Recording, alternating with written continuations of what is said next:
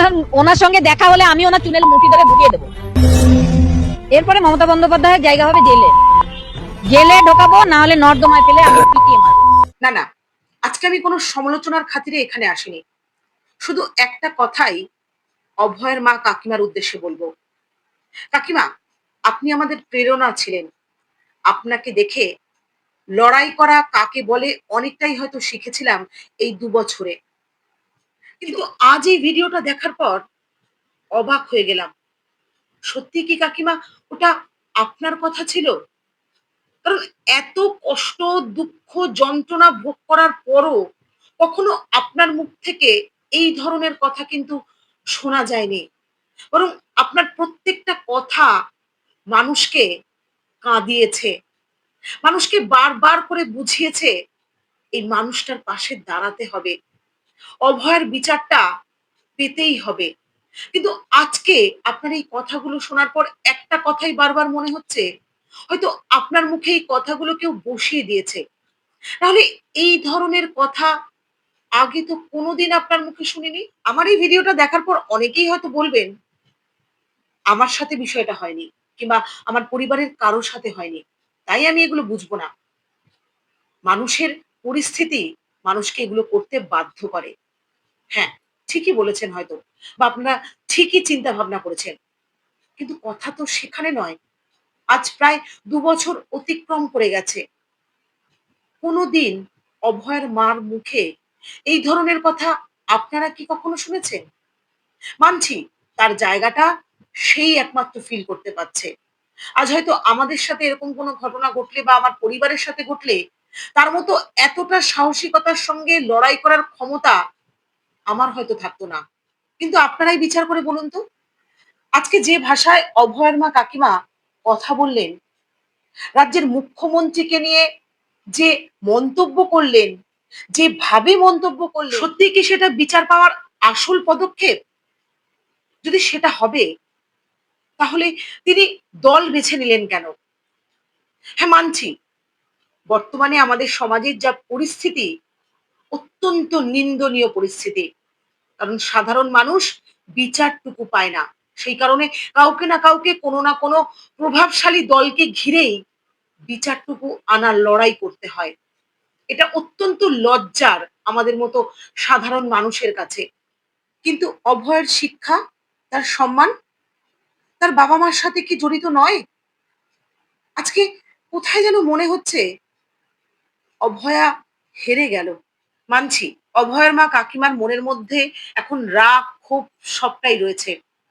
তিনি হয়তো উগরেও দিতে চাইছেন। কিন্তু এতদিন যে ধৈর্য নিয়ে তিনি মানুষের সামনে নিজেকে প্রকাশ করেছেন, বারবার অভয়ার বিচারের কথা বলেছেন, আজ সেই ধৈর্যচ্যুত হওয়ার কারণটা কি? কারণ তিনি তো ভেবেই নিয়েছেন তিনি নির্দিষ্ট দলের সঙ্গে যুক্ত হয়ে তবেই লড়াইটা জিততে পারবেন। তাহলে যখন আজ দলের সঙ্গে তিনি যুক্ত হয়েছেন, তাহলে এই ধরনের কথা বলে নিজেকে দুর্বল করে দেওয়ার কারণটা কি? যে যাই বলুন না কেন, একটা কথা ভেবে দেখুন তো, যদি লড়াই সঠিক হয়, যদি দল সঠিক হয়, যদি উদ্দেশ্য সঠিক হয়, তাহলে এই ধরনের কথা বলে নিজেকে ছোট করা বা অভয়াকে ছোট করার কোনো যুক্তি কি আছে? ভেবে বলুন তো। আমরা অনেক রকম কথা, অনেক রকম আলোচনা কিন্তু জায়গা বুঝে করি। আবেগের বশে সোশ্যাল মিডিয়াতে এসে কোনো কথা বলা মানে নিজের বিপদ নিজে ডেকে আনা। আজ অভয়ার সাথে যে ঘটনা ঘটেছে এবং আজ অব্দি সঠিক বিচারটা না আসার কারণে ধরেই নিচ্ছি তার মনের মধ্যে রাগ ক্ষোভ জমে রয়েছে। কিন্তু সকলের সামনে প্রকাশ্যে দিবালোকে এভাবে রাজ্যের মুখ্যমন্ত্রী সম্পর্কে মন্তব্য করাটা কি সত্যি উচিত? যে যাই বলুন না কেন, ওই চেয়ারটার কিন্তু একটা মূল্য আছে। আর সেই মূল্যটাকে বুঝতে হবে সাধারণ মানুষ হিসেবে। তাই যা খুশি তাই আমরা রাজ্যের মুখ্যমন্ত্রীকে কিংবা প্রধানমন্ত্রীকে নিয়ে বলতে পারি না। প্রত্যেকটা বিষয়ে একটা লাগাম থাকা প্রয়োজন আছে। নিজের শিক্ষা, নিজের সংস্কৃতিকে ভুললে চলবে না। আর যদি আমার সামনে কেউ ভুল করে, ভুলটা করে যদি আমি তাকে শিক্ষা দিতে চাই, তাহলে কিন্তু সেটা সঠিক বিচার হয় না। বরং নিজের সম্মান বজায় রেখে তার থেকে নিজেকে আলাদা প্রমাণ করাটাই কিন্তু সব থেকে বড় মানুষের কাজ। বিচার পেতে গেলে সঠিক পথটাই যথেষ্ট। আমরা আশা রাখবো আপনি আগামী দিনে যে উদ্দেশ্য নিয়ে দলের সঙ্গে যুক্ত হয়েছেন, অবশ্যই আপনার আশা পূরণ হোক। আমরা প্রত্যেকে চাই অভয়া সঠিক বিচারটুকু পাক। আজ আপনার কথার মধ্যে থেকে একটা এমন কথা বেরিয়ে আসলো যেটা আগে কোনো দিনে শুনিনি।